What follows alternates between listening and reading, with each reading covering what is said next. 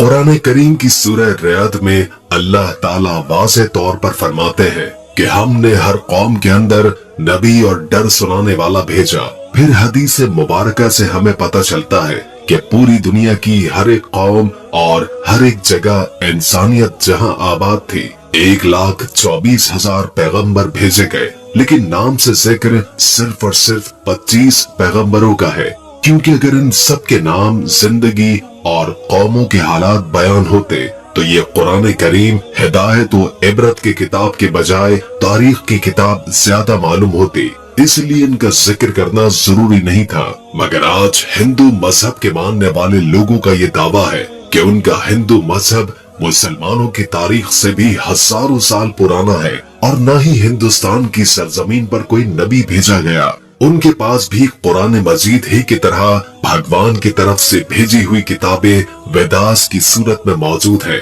जिसमें किसी भी पैगंबर का कोई जिक्र मौजूद नहीं। जबकि सूरतुल अंबिया आयत 107 के अंदर अल्लाह फरमाते हैं कि हमने आपको तमाम जहानों के लिए यानी कयामत तक के इंसानों के लिए हिदायत बनाकर भेजा, जिसका मतलब है कि इसमें हिंदुस्तान की सरजमीन भी शामिल है। तो फिर हिंदू मजहब के मानने वाले इसका इनकार क्यों करते हैं? अगर उस सरजमीन पर कोई नबी वाकई ही नहीं भेजा गया तो फिर रसूल करीम सल्लल्लाहु अलैहि वसल्लम का जिक्र इन किताबों में कैसे मौजूद है? नूह अलैहिस्सलाम और उनकी कश्ती का जिक्र कैसे बयान हुआ है? हजरत ईसा अलैहिस्सलाम की वापसी का जिक्र कैसे बयान हुआ है? एक अल्लाह की इबादत का क्यों कहा गया है? अगर ये वाकई उस कौम के अंदर हिदायत के लिए आने वाले किसी नबी की तालीमात है जिन्हें वक्त के साथ बिगाड़ दिया गया, तो वो कौन से पैगंबर है? यानी सवाल ये है कि ये हिंदू किस नबी की उम्मत है? आइए इन सवालात का जवाब तारीख से जानने की कोशिश करते हैं और ऐसे हकाइक जानते हैं जो तमाम हिंदू पंडित, स्कॉलर और तारीखदान आज तक दुनिया से छुपाते हैं। हिंदू मजहब के मानने वालों का ये दावा है कि ये दुनिया का सबसे कदीम तरीन मजहब है, इतना कदीम कि जब इस्लाम या मुसलमान लफ्ज का वजूद तक ही मौजूद नहीं था, जो कि सही भी है क्योंकि कुफ्र और शिर्क की इब्तिदा उसी दिन से हो गई थी जब हजरत आदम अलैहिस्सलाम के बेटे काबिल ने हाबिल को कत्ल किया और उनसे अलग होकर कुफ्र और शिर्क के अंदर मुब्तला हो गया। हजरत इब्राहिम अलैहिस्सलाम की कौम भी बुत परस्त थी। हजरत मूसा अलैहिस्सलाम की कौम ने भी एक वक्त पर सोने के बछड़े की इबादत शुरू कर दी, यहाँ तक कि रसूल अल्लाह सल्लल्लाहु अलैहि वसल्लम के ऐलान नबूवत से कबल काबे के अंदर 360 बुत मौजूद थे, जिन्हें फतह मक्का के वक्त सहाबा कराम ने तोड़ तोड़ कर टुकड़े टुकड़े कर दिए, जिससे ये मालूम होता है कि बुत परस्ती तो दुनिया के पहले इंसान हजरत आदम अलैहिस्सलाम की नाफरमान औलाद के वक्त से आज तक मौजूद है, मगर इसका ताल्लुक किसी मजहब से नहीं बल्कि गुमराही से है जो कि शैतान उनसे करवाता रहा। मगर जहाँ तक हिंदुस्तान की सरजमीन का ताल्लुक है तो यहाँ पर उन लोगों की हिदायत के लिए यकीनन कई पैगंबर भेजे गए जिनकी कुछ तालीमात तो आज भी सही हालत में मौजूद है, मगर ज्यादातर को बिगाड़कर उसी की वजह से बुत परस्ती और गुमराही शुरू हो चुकी है। क्योंकि उन किताबों में आज भी एक खुदा की इबादत का हुक्म दिया गया है, ये बताया गया है कि खुदा का कोई शरीक नहीं, वो एक है, उसकी कोई औलाद नहीं, मगर फिर भी उसकी कई मूर्तियां बनाकर उसके शरीक खुदा बनाकर उसकी पूजा होती है। और आज तक हिंदू मजहब के अंदर छोटे बड़े कई बिलियन बुत बनाए जा चुके हैं। हिंदू स्कॉलर्स का ये दावा है कि इस्लाम की शुरुआत आज से 1400 साल पहले हुई, मगर हिंदू मजहब इससे भी पहले दुनिया का पुराना तरीन मजहब है, इसलिए इस्लाम का हिंदुस्तान की सरजमीन से कोई ताल्लुक नहीं। मगर ये कम अक्ल इस बात को नहीं जानते कि दुनिया का पहला पैगंबर ही हिंदुस्तान की सरजमीन पर उतारा गया था। जी हाँ, हजरत आदम अलैहिस्सलाम को दुनिया में उस वक्त हिंदुस्तान की सरजमीन श्रीलंका की पहाड़ी पर उतारा गया था, जहां आज भी उनके कदम का निशान मौजूद है। यानी सरजमीन पर पहला ही कदम एक मुसलमान और पैगंबर ने रखा, जिसका मतलब इस्लाम की इब्तिदा अरब से नहीं बल्कि हिंदुस्तान से हुई। क्योंकि मुसलमान लफ्ज का मतलब है अपनी ख्वाहिशों को रब के हवाले करने वाला, उसका हुक्म मानने वाला इंसान। हैरत अंगेज तौर पर लफ्ज आदम भी संस्कृत जबान का लफ्ज है, जो कि हिंदुस्तान की सरजमीन की जुबान है, न कि अरब की जुबान, जिसका संस्कृत में मतलब है पहला शुरुआती या ओरिजिनल। इसलिए आदमी का मतलब है आदम अलैहिस्सलाम की औलाद, जिन्हें कदीम संस्कृत की किताबों के अंदर संभुआ मन्नु कहकर पुकारा गया है। अगर हिंदू किसी तरह से उनके वजूद का इनकार करने की कोशिश करें तो ऐसा बिल्कुल नामुमकिन है, क्योंकि उनकी मुकद्दस किताब ऋग्वेद और विवेश पुराना में आदम अलैहिस्सलाम की तख्लीक, फरिश्तों का उन्हें सजदा करना, आदम अलैहिस्सलाम से हजरत हव्वा अलैहिस्सलाम की तख्लीक, शैतान का इन दोनों को बहकाकर जन्नत से निकलवाना और फिर जमीन पर उतारने का जिक्र वाज़े तौर पर मौजूद है। विवेश पुराना चैप्टर 42:7 के अंदर ये तमाम वाकयात बयान है, बिल्कुल ऐसे ही जैसे कुरान पाक की सूरह बकरा और इंजील मुकद्दस में भी मतीस पुराना में लिखा है कि खुदा ने आदम अलैहिस्सलाम के जिस्म को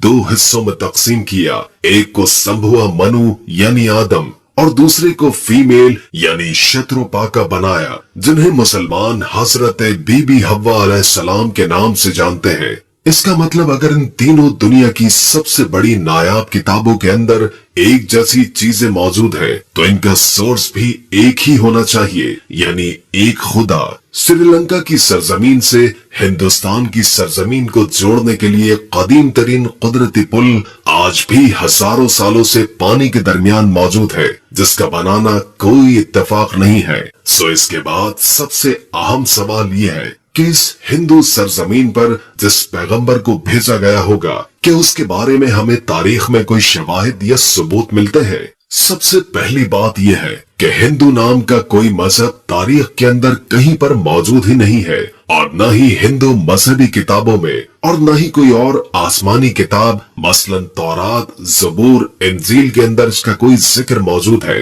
बल्कि दरिया सिंध के पास रहने वाले, सिंधु नदी के करीब रहने वाले लोग अपने इलाके की निस्बत की वजह से नाम को बिगाड़कर हिंदू कहलाए जाने लगे, जबकि असल में इनका ये मजहब संस्कृत जुबान के अंदर हिंदू नाम से नहीं, सनातन धर्म के नाम से तारीख में मौजूद है, जिसका अरबी में मतलब है मजहब पर कायम रहने वाला, जिसका बिल्कुल ऐसा ही मतलब कुरान करीम की सूरह रूम के अंदर भी मौजूद है, जहाँ पर इस्लाम को हमेशा बाकी रहने वाला दीन कहा गया है। यानी सनातन धर्म का मतलब भी मजहब इस्लाम है। तारीख के हवालों और मजबूत दलाइल से ये पता चलता है कि ये वैद किसी और पैगंबर पर नहीं, बल्कि आदम सानी यानी हजरत नूह अलैहिस्सलाम पर उतारे गए, जिसमें उन्हें नोहा कहा गया है। वैदों में पैगंबर और अजीम शख्सियात के लिए मनु का लफ्ज कहा गया है, यानी नूह अलैहिस्सलाम को बड़े सैलाब वाला मनु कहकर बयान किया गया है, और उनकी कश्ती से लेकर सैलाब तक का तमाम तर वाकया तफसील से मौजूद है,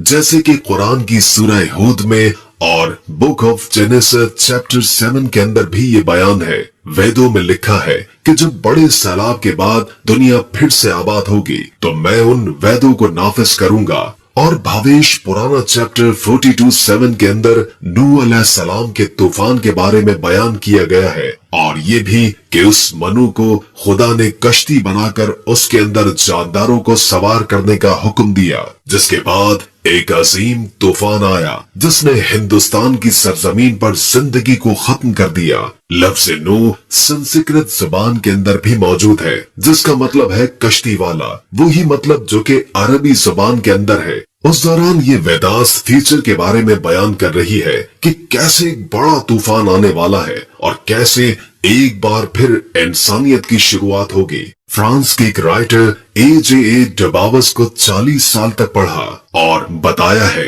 कि तूफान नूह के बाद हिंदुस्तान की सरजमीन एक सहरा की तरह थी जिसे आबाद किया गया, और खुद वेदास भी बार बार नूह अलैहिस्सलाम को मुखातिब करके उनके वाकयात को बयान कर रही है, जिसका मतलब है कि हिंदुस्तान की सरजमीन और नूह अलैहिस्सलाम के दरमियान एक ताल्लुक मौजूद है, और तूफान नूह के बाद जिन वेदास को नाफिज करने का बयान किया गया था वो हजरत नूह अलैहिस्सलाम की तालीमात थी, जो उस तूफान के बाद हिंदू सरजमीन पर उनके एक बेटे की नस्ल से आगे फैलना शुरू हुई। उसके बाद उस कौम ने गुमराह होकर बुत परस्ती करना शुरू कर दी, क्योंकि तारीख के हवालों से हमें ये पता चलता है कि नूह अलैहिस्सलाम की कौम के जैसे देवी देवताओं की पूजा करने का तसव्वुर दुनिया में कहीं और मौजूद नहीं था। कुरान करीम में नूह अलैहिस्सलाम की कौम को साबी कहा गया है, जो कि इराक की सरजमीन को कहते हैं, जहां पर सिर्फ हजरत इब्राहिम अलैहिस्सलाम पैदा हुए,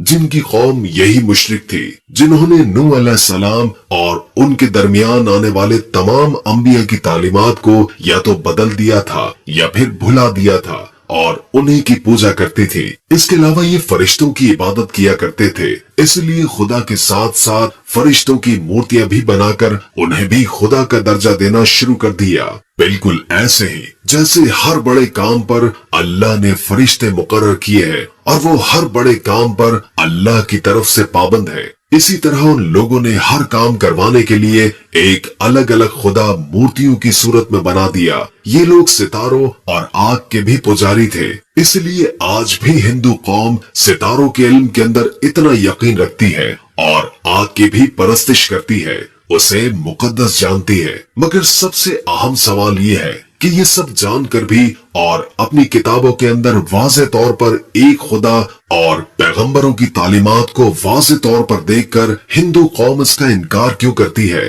क्यों नहीं मानती कि अल्लाह के वादे के मुताबिक उनकी कौम के अंदर भी अल्लाह का पैगाम उतारा गया, उन्हें भी डर सुनाया गया। इस बात को समझने के लिए आपको सही बुखारी की एक हदीस मुबारक के बारे में जानना होगा, जो कि हजरत अबू सईद खुदरी रज़ी अल्लाह ताला अन्हु से रिवायत है कि रसूल करीम सल्लल्लाहु अलैहि वसल्लम ने फरमाया कि कयामत के दिन हजरत नूह अलैहिस्सलाम और उनकी कौम को बुलाया जाएगा और अल्लाह ताला नूह अलैहिस्सलाम से ये सवाल करेंगे कि क्या आपने अपनी कौम तक मेरा पैगाम पहुंचा दिया था। हजरत नूह अलैहिस्सलाम फरमाएंगे कि बेशक मेरे मालिक। इसके बाद नूह अलैहिस्सलाम की कौम से पूछा जाएगा कि क्या नूह ने मेरा हुक्म तुम तक पहुंचा दिया था। ये लोग इनकार करेंगे, नहीं, हमारे पास कोई भी डर सुनाने वाला नहीं आया, हमें आपका कोई पैगाम नहीं मिला। अल्लाह ताला नूह अलैहिस्सलाम से फरमाएंगे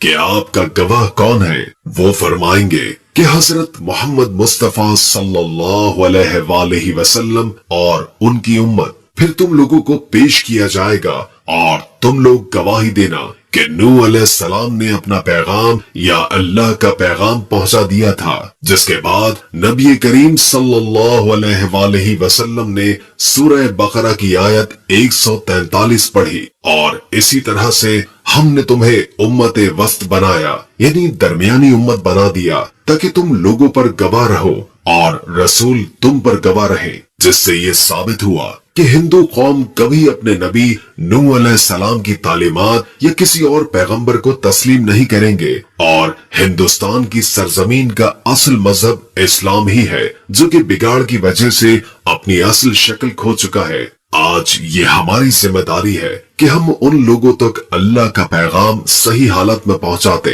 क्योंकि हमारे रसूल सल्लल्लाहु अलैहि वसल्लम को तमाम जहानों के लिए रहमत बनाकर और डर सुनाने वाला बनाकर भेजा गया। अब कयामत तक चूंकि किसी रसूल और पैगंबर ने नहीं आना, इसलिए ये काम उम्मत मुस्लिमा के जिम्मे है, जिससे कयामत के रोज इस बारे में सवाल किया जाएगा। डॉक्टर जाकिर नाइक जैसे लोगों ने मौजूदा दौर के अंदर इसकी बहुत कोशिश की और काफी हद तक अपनी तहकीक से लोगों को अल्लाह के एसेंस से मुसलमान किया, उन्हें लॉजिकल तौर पर हकीकत पहुंचाने में कामयाब रहे। मगर अफसोस हमारे मुल्क पाकिस्तान में फिरका वारियत से भरा दीन इस अंदाज में मौजूद है, जो कि हम पूरी दुनिया में तबलीग के तौर पर पेश करने के काबिल नहीं है, क्योंकि आज का मुसलमान तहकीक के मामले में और इल्मी मैदान में दुनिया से बहुत पीछे रह चुका है। अल्लाह ताला हमें समझने की और अमल पैरा रहने की तौफीक अता फरमाए। आमीन सुम्मा आमीन। दोस्तों, हम उम्मीद करते हैं कि आपको हमारी आज की ये वीडियो जरूर पसंद आई होगी। अगर वीडियो अच्छी लगी हो तो लाइक करके हमारे चैनल को सब्सक्राइब कर दीजिए और कमेंट करके अपनी आरा से भी आगाह कीजिए और बेल आइकॉन को क्लिक कर दें, ताकि تاکہ ہماری نئی آنے والی ویڈیوز کا آپ کو پتہ چلتا رہے۔ اگر زندگی رہی تو ایک اور ویڈیو کے ساتھ انشاءاللہ حاضر ہوں گے۔ ابھی ہمیں اجازت دیجیے، اللہ حافظ۔